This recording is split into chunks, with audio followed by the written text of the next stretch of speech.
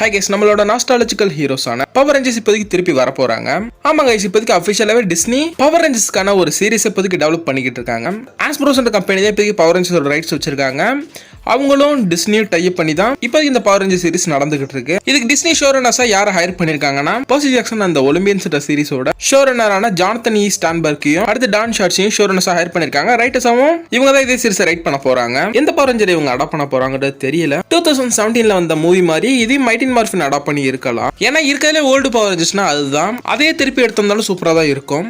ஃபேன்ஸோட அந்த nostalgia ஃபீலை touch பண்ணாங்களான்னு பார்ப்போம். 2017 மைட்டின் morphine adapt பண்ணி தான் அது எடுத்திருப்பாங்க. ஆனா அது ஒழுங்கா அடாப்ட் பண்ணிருக்க மாட்டாங்க.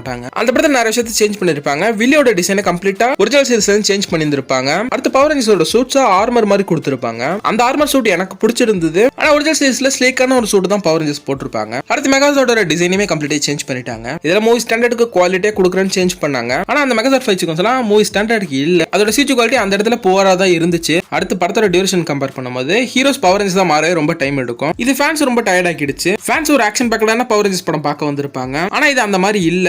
அடுத்த படத்துல இருக்க மிகப்பெரிய பிரச்சனையே வில்லனோட மோட்டிவ் தான். அது ரொம்ப வீக்கா இருக்கும். இதெல்லாம் தான் சேர்ந்து இந்த படம் ஃபெயிலியர் ஆகிறதுக்கு காரணம். பாக்ஸ் ஆஃபீஸ் வைஸாவும் அந்த அளவுக்கு பெருசா கலெக்ட் பண்ணல. இந்த படம் 105 மில்லியன் இந்த படத்தோட பட்ஜெட்னா 147 மில்லியன் இந்த படம் கலெக்ட் பண்ணுச்சு. இது சாபனுக்கு ஒன்றும் பெருசா லாபத்தை தரல அந்த படம். அப்புறம் தான் சாபன் இந்த பவர் ரேஞ்சர்ஸ் ரைட்ஸை ஆஸ்ப்ரோட்ட வித்தாங்க. இப்ப எடுக்கிற சீரிஸ் ஆச்சும் ஒரிஜினல் சீரிஸை ஒழுங்கா அடாப்ட் பண்ணி எடுக்கணும். 2017 வந்த மூவி மாதிரி சொதப்பாம பெஸ்டா ரைட் பண்ணி ஒரு நல்ல ப்ரொடக்ஷன் குவாலிட்டி போட்டாவே ஆட்டோமேட்டிக்கா ஒரு நல்ல சீரிஸா அது வரும். அது ஆஸ்ப்ரோஸோட டிஸ்னி டைப் பண்ணி 20th Century Fox-உம் ஆஸ்ப்ரோஸும் சேர்ந்து இந்த சீரிஸ் ரெடி பண்ண போறோம். டெஃபினட்டா நம்ம குவாலிட்டியான ப்ராஜெக்ட்டா வரும். ஒரு நல்ல ப்ரொடக்ஷன் குவாலிட்டி நல்ல சீரிஸ் உருவாக்கிடாது. பெஸ்டான ரைட்டிங் அதுக்கு தேவை. அது எப்படி இருக்குன்னு வெயிட் பண்ணி தான் நம்ம பார்க்கணும். ஆஸ்ப்ரோக்கு இந்த பவர் ரேஞ்சர்ஸ் யூனிட்ஸ்க்கான பொட்டன்ஷியல் எந்த அளவுக்கு நல்லா இருக்குன்றது உங்களுக்கு நல்லா தெரிஞ்சிருக்கு. அதான் 2017 பவர் ரேஞ்சர்ஸ் மூவி ஃபெயிலியர் ஆனதுக்கு அப்புறம் சாபன் இந்த பவர் ரேஞ்சர்ஸ் ரைட்ஸ் நமக்கு தேவைன்னு சொல்லிட்டு அதை விற்க முடிவுக்கு வராங்க. 2018 ஆஸ்ப்ரோஸ் 522 மில்லியனுக்கு பவர் ரேஞ்சர்ஸ் ரைட்ஸை வாங்குறாங்க. வாங்கி ஒரு அமேசிங்கான பவர் ரேஞ்சர்ஸ் யூனிவர்ஸை கிக் ஆஃப் பண்ணலான்னு பார்த்தா அப்ப கோவிட் வந்து ஒரு முட்டுக்கட்டை போடுது. அதுக்கப்புறம் 2020 நெட்ஃபிளிக்ஸ் கூட ஆஸ்ப்ரோஸ் டைப் பண்ணி ஒரு பவர் ரேஞ்சர்ஸ் சீரிஸ் ரெடி பண்ணலான்னு பேச்சுவார்த்தை அவங்களுக்குள்ள போயிருக்கு. ஆனா அது ஒர்க் அவுட் ஆகல. ஆனா அது எதனால நம்மளுக்கு தெரியல. அதுல இருந்து 4 வருஷம் போய் இப்ப டிஸ்னி கூட டைப் பண்ணி இப்ப ஒரு பவர் ரேஞ்சர்ஸ் சீரிஸ் டெவலப் ஆகிட்டு இருக்கு. இதுல ஃபன் ஃபேக்ட் என்னன்னா, பவர் ரேஞ்சர்ஸோட ரைட்ஸை ஒரு காலத்துல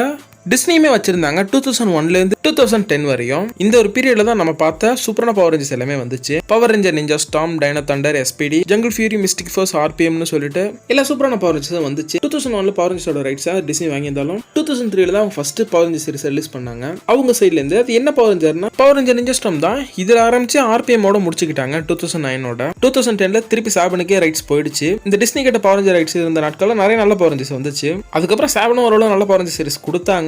பவர் ரேஞ்சர் சாமுராய் எல்லாம் இவங்க பீரியட்ல தான் வந்துச்சு. பவர் ரேஞ்சர் சாமுராய் என்னோட ஃபேவரட். இன்னும் நிறைய நல்ல பவர் ரேஞ்சர்ஸ் கொடுத்தாங்க. ஆனா தங்க மட்டும் வாத்தோட அருமை புரியாம இதோட பொட்டன்ஷியல் தெரியாம இந்த பவர் ரேஞ்சர்ஸோட ரைட்ஸை வித்துட்டாங்க.